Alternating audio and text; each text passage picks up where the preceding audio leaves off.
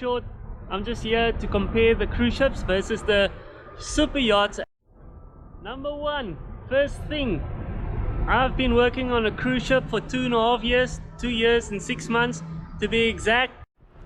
Let's start from the very beginning. What do you need to be on a cruise ship? So I was in the F&B department, which is food and beverage, and they required me to have experience in a 5-star hotel at least, at the very least. That's just to get on board. So me, without knowing it, at the time I was working in a 5-star hotel in Dubai, and I didn't even know you had to work in a 5-star hotel to get onto the cruise ships, because I wasn't planning to go to the cruise ships in the first place. So they required me to do an English test, a quick, sweet, short test. It's very simple. I think I got like 97 or 96% for this test. If you pass that, you have to have more than 80. If you pass that, then they will further the application. You have an interview, at one interview, and they ask you 3 cocktails to name the ingredients of 3 cocktails. Very simple, classic cocktails. And obviously I was a barman at the time, and I knew it. It was a mojito and a cosmopolitan, old-fashioned. My application was accepted, I was accepted, and I resigned from the hotel and off I went, all the way to Japan from Dubai. So this is where things get really interesting. I got at the ship around about 12 o'clock, 11 in the morning, more or less, if I remember correctly, from Hiroshima. I joined in Hiroshima. I was almost deported in China. That's a long story. I can make another video about that. First thing is first, the bar manager come and fetches you, and they take you straight to the crew purser. So the crew purser does all the paperwork for crew, and you have to fill in a lot of paperwork. After that, the safety officer come and fetches you and take you through all the safety things. Holy smokes, that takes long. And he goes through the whole ship, which is normal. After that, bar manager fetches you again, takes you to your cabin and tells you you have a half an hour to get dressed and to be in whichever restaurant you need to be. And remember, we had 7 restaurants, and we were a small ship with only 450 passengers. Not like these guys with 2,000 passengers. That's even more crazy. So you get to your restaurant, wherever you need to work, and believe me, you work until 11 or 12 at night after your long flight, after almost getting deported. Not even a hotel, straight to work, no mercy. Eventually you go to bed, you get told you have to start the next morning at 6 o'clock again. The morning. Yes, so you get like 5 hours, 4 hours of sleep, maybe if you're lucky, because remember, you have to shower, you get dressed and blah blah blah. You still have to unpack. You get my drift. And that's just the beginning of 1 day of 4 months to 5 months working straight, and I'll get to that in a moment. So your next day starts, and early morning you'll get a maybe an hour break in between when you started and lunchtime, if you're lucky, depending on how busy you are. And you will get another break in between lunch, after the guest lunch, and when the dinner for guests starts again. So you'll get about 2 to 3 hours break there, somewhere in between. And it's straight to work again until 11 or 12, depending. If you're an early riser is someone that starts at 5, or you start normal hours. Normal hours is like 7, you know, normal for cruise ships. And every day that will be 14 hours, 15 hours, sometimes 16. I can't speak for bigger cruise ships like the ones behind me. I haven't worked on them. I only worked on smaller cruise ships, but I had a lot of people working with me on the smaller cruise ships that I worked on that told me it's even worse than the smaller cruise ships. And now you will probably tell me, Saffa, you know, lifestyle can't probably be that bad because you are traveling the world and you're seeing the world. Are you serious? You call that traveling? No. The only time you will get off that cruise ship is in your off time. Believe me, 3 hours getting off after having 3 to 4 hours of sleep every day. You think you want to get off 3 hours quickly, and then you are in a commercial port where it's far from everything. Right now I'm in Miami, and this is a commercial port, and the closest shops are right over there, and I'll show you. That is far. You can't walk. You will have to take a taxi, and taxis are expensive in the US, believe me. Say for instance you are in Monaco, more expensive. France, also expensive. All these first world countries will be expensive. If you go to Caribbean, it's expensive. You will pay 20 bucks at least for 5 to 10 minutes ride. That's expensive. So you are far from everything. Now you want me to take my 3 hours to get dressed and walk for half an hour to wherever I need to be, or an hour? No, that's not traveling the world. And now you'll probably ask me, well, Saffa, then you must have great food on the cruise ships. Great food? Really? So as you know, cruise ships has a lot of nationalities. It varies from Americans, South Africans, a lot of South Africans, Australians, British, Scottish, Canadians, Filipinos, Indians, you name it. We have it all on the cruise ships. The last time when I was on a cruise ship, I heard we were like 50 odd nationalities, if I remember correctly. So that's hard to cook for 50 odd nationalities what they want. That's a lot of variety. So you can't please everyone when it comes to cooking. That is the quickest I lost weight. Believe me. There's some nasty things on that menu. It's not even a menu, it's just a buffet. Okay, I understand some nationalities and cultures like certain food, but damn, it is not good. I was looking like a mosquito after I left that cruise ship after my contract. Now you'll tell me, well, Saffa, if you don't travel much or you don't see much on the cruise ships, the food is not good, then the pay has to be good, right? No. I'm not ungrateful. I come from a third world country. I am South African. Obviously, the money was a lot for me when I started in the cruise ships. For me, it looked a lot because I came from very little money. So the cruise ships gave me almost 4 times more that I earned in South Africa as a bartender. I was a bar waiter on a cruise ship, but same. But the amount of work, lack of sleep, not good food, not getting exercise, nothing. Lifestyle is terrible. For the salary they gave me was terrible. I know for other third world country person from I don't know where, Pakistan, Sri Lanka, wherever, India, that will be a lot of money. But for that lifestyle, nah. I thought it was great until I left. So then you'll tell me, well, Saffa, what about holidays, vacation time? Yeah, sure, you're on rotation. You're 4 months on, you're working 4 months straight, no off. Don't even think about the off day. Nothing. Zilts. Not even an off shift. And a shift is 3 shifts: breakfast, lunch and dinner. And that goes non-stop, believe me. Vacations. On the cruise ship I worked on, you are 4 months on, you work straight for 4 months, no off, no nothing. And then you get 2 months off. And then I'll say, well, Saffa, that's brilliant, you have 2 months off. Yes, but what, Saffa? You only get 2 months off after your 4 months, so no pay. They don't pay you for that 2 months that you've been off.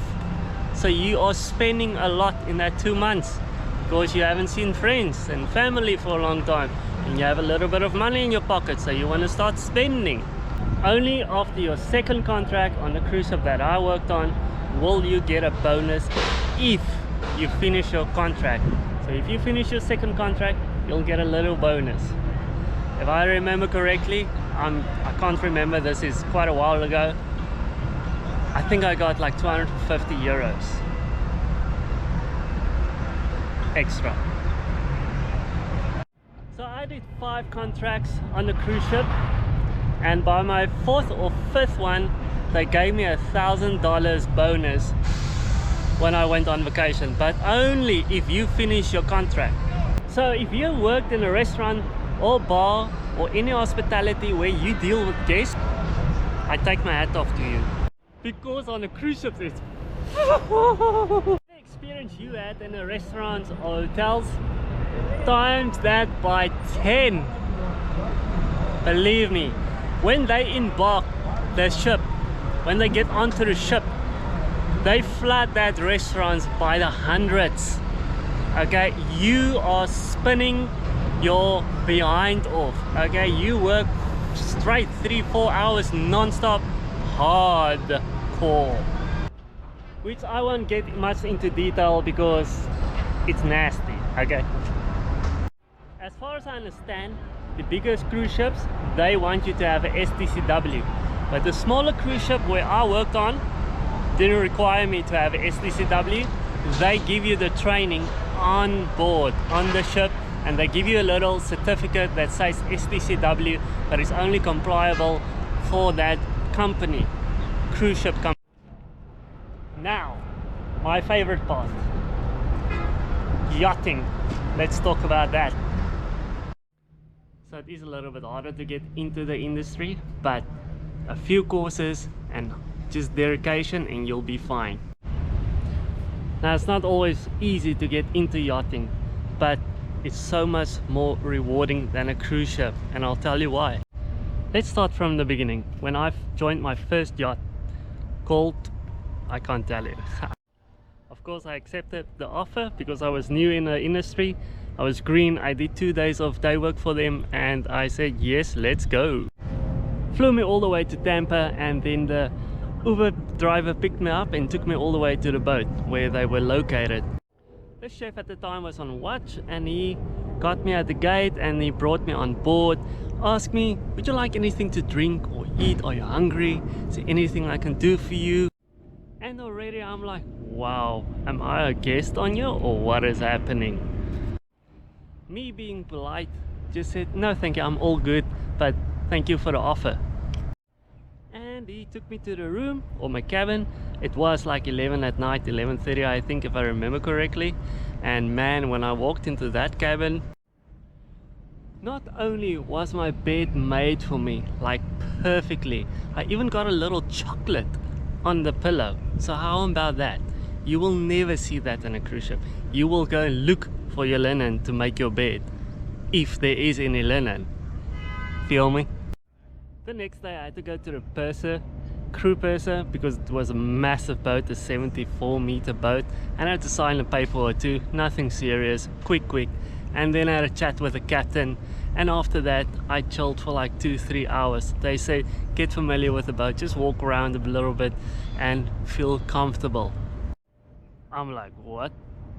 Are you sure I'm not a guest? I'm not paying for this. I can't, you know, Next morning, you know, after all I've done, all the walking and things, there was breakfast for us, man. And they had 2 chefs, like proper chefs. So the thing with yachting is they have their own chef for the guests and the same chef for the guests cook for the crew. And man, I promise you, it's not boiled fish in water with some salt. It is proper good quality food. I'm talking about sushi, salmon, roast beef, all the good things. I was like, I am in a hotel or what is happening? Here's the other thing. I think I started on a Thursday, right? So thinking I'm a day worker or I'm just temp here, I have to work through, like on the cruise ships. I mean, it's my first boat. I didn't know nothing. Friday comes, we work. Saturday comes, we work until 12. I'm like, okay, it's probably lunch. What's happening? And the guy told me, listen, we don't work over weekends. It's only a half day, and Saturday, Sunday is completely off. I'm like, huh? It must be a once-off thing. And this is the thing with yachting. So when you are in a marina, you don't have any bus trips or charters, you get the weekend off. Some boats vary. Some boats do half days on Saturdays and get a full day off on a Sunday, and other boats just have a full weekend off. Like sometimes you'll work on a Friday half day or until 3, depending on the boat and the captain, and you are free for the whole weekend, just like I am now. That won't happen on a cruise ship, believe me. If you want to go away for the weekend, go to Atlanta, go wherever in the US, if you're based in the US, then just tell the captain, I'm leaving for the weekend, is it okay? And he'll most likely say, yes, it's fine. And you go for the whole weekend, wherever, Orlando, Atlanta, New York, wherever you want to go, you go. That does not happen on a cruise ship. So let's talk about breaks. So if you're on a marina, you don't have a bus trip and you don't have a charter. This is how it usually works, standard. In the morning, 10 o'clock, you get 15 minutes tea time. So you can have a quick tea, a coffee, a cookie, or bagel key, or whatever you want. And then it's lunchtime, 12 o'clock. You get the perfectly cooked meal from the chef, made by hand, promise you. And it's whatever he desires to make. And you have an hour lunch. Some boats have a half an hour lunch, but the boat I was on had an hour lunch, and then another tea time at 3 for 15 minutes. So that's an hour and a half off for the day. But then you work until 5. What happens after 5, you ask? You are off until the next morning, 8 o'clock or 7, whichever time you start. So this is where it gets a little bit tricky, and that's charters. Charters is when you get guests on board that pays for the boat per week usually, or per week is usually the average, and that's where you really work. So you will work probably anything from 14 to 16, 17 hours. You do get a 3-hour break in between those hours, but it's not always guaranteed. But it's not bad, because the charter only lasts for 7 days. So if you give your all in 7 days, the captain will most likely give you 2 or 3 days off after that charter if you don't have any other charters or bus trip. Woo. And I haven't even started on the tips. You do get tips after a charter, but that's another video for another time. You will also work hard crunch time when you need to get the boat ready for a charter or a bus trip, a owner trip.